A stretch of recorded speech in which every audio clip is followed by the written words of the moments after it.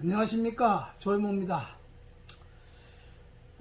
최근 이종찬 광복회장의 망발이 온 나라를 시끌벅적하게 하고 있습니다.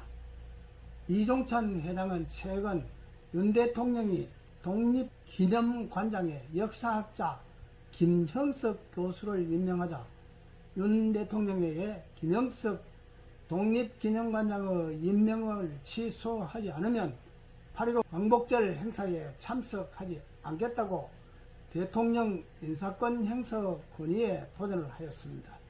그러나 윤 대통령이 이를 받아들이지 않자 광복절 행사를 정부와 다른 장소에서 민주당을 위시한 야당과 합사하여 치름으로써 국론 분열에 앞장섰는데, 이종찬 회장의 주당의 요지는 첫째, 이승만 건국 대통령 기념관 건립을 괴물 기념관이라 평화 비판했습니다. 세상에 이승만 건국 대통령의 기념관 건립을 괴물 기념관이라니, 이런 망발이 세상에 어디겠습니까? 뿐만 아니라 분명히 1948년 5월 10일 제헌의회가 설립되고 그에 의하여 헌법이 제정되고 대통령이 선출되었으며 대한민국이 건립된 움직일 수 없는 엄연한 사실조차 부정하고 1948년 건국을 주장하는 우파들을 친일 뉴라이트라는 말도 안 되는 친일 프레임을 씌워 매도하면서 자기는 민정당과 김대중 정권과 윤석열 정부를 넘나들면서 좌우를 가리지 않고 수시로 변절하며 부귀영달을 추구하여 온갖 담물을 다 챙기고서는 부끄러운 줄도 모르고 평생을 우파 진영에 몸담았으며 북계 남침을 막아낸 후국의 영웅 백선엽 장군을 일신의 출세와 영달만을 추구한 인간이라 매도하는가 하면 반민족적 좌파이고 간첩 혐의를 받고 있는 최재형이 부사장으로 있던 북계 찬양 매체인 통일TV에 상임 고문을 맡을 만큼 반민족적 좌파들과 한통속입니다. 그런 그가 아무 잘못도 없는 윤 대통령을 탄핵하려는 야당을 위시한 민주파리들과 합사하여 국론을 분열시키고 있는 것입니다. 그런데 좌파들의 단결력과 화력은 가공스럽습니다.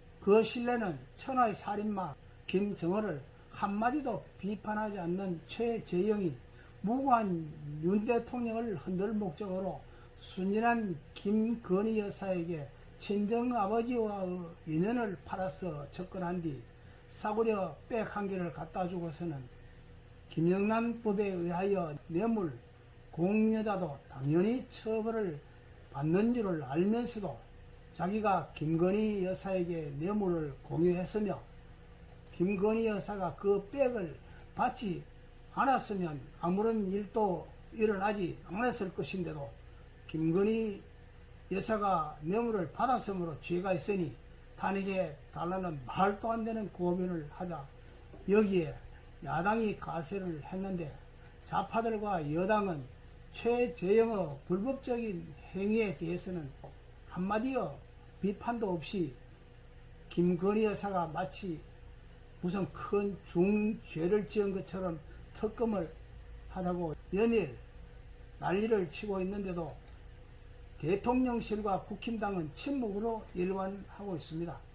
그런데 대통령실과 국힘당이 꼼짝을 못하는 이유는 야당과 좌파들의 공격력이 그만큼 대단하기 때문인 것입니다. 뿐만 아니라 좌파들과 야당들은 따로따로 노는 것 같으면서도 김정은의 찬양자인 최재형이 우리나라의 최고의 지도자급인 이종찬을 상임 공로로 모시고 있을 만큼 서로 연관하여 한 목소리를 내다가도 일단 유사시에는 일면식도 없다고 시침을 떼기도 하는 등 좌파들의 전술 전략은 무궁무진한데, 예를 들면 한국어 발전 과정에서 반대를 일삼았던 김대중이 노벨상을 받고 오대원대의 기념관을 건설해도 우파들이 반대하는 말 한마디 입안법 뻥끗하지 못하게 했으면서도 우파들이 세계적인 지도자인 박정희 대통령이 서거한 지 45년 만에 겨우 동대구 역광장에 박정희 광장이라는